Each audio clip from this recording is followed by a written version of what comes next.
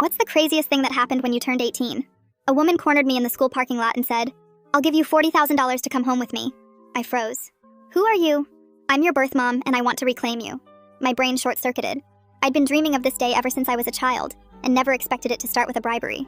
"I'm sorry, I think you have the wrong person," I said coldly, before shoving past her and running for the school bus. That night, my phone buzzed with a notification from Venmo. $40,000 from Fiona Gold, my birth mom. The message read, "Tell your fake parents you hate them. Come home to your real family."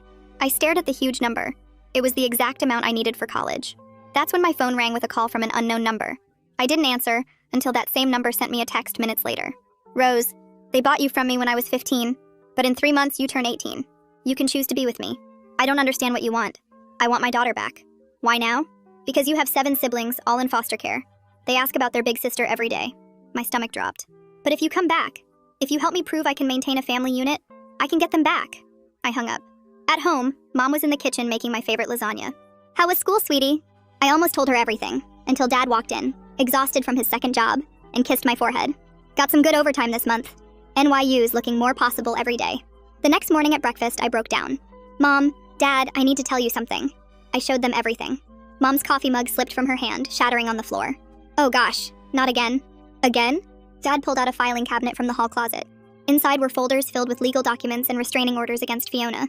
"She tries to reconnect every few years," Mom whispered, tears streaming. "We've spent everything fighting her. We didn't want you to know. Didn't want you to feel like I wasn't worth fighting for," I finished.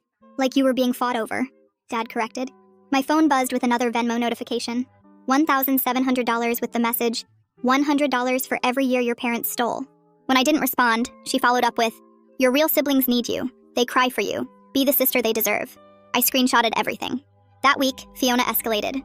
She sent CPS to our house with an anonymous tip about medical neglect. The Venmo offers increased to $50,000, then $60,000.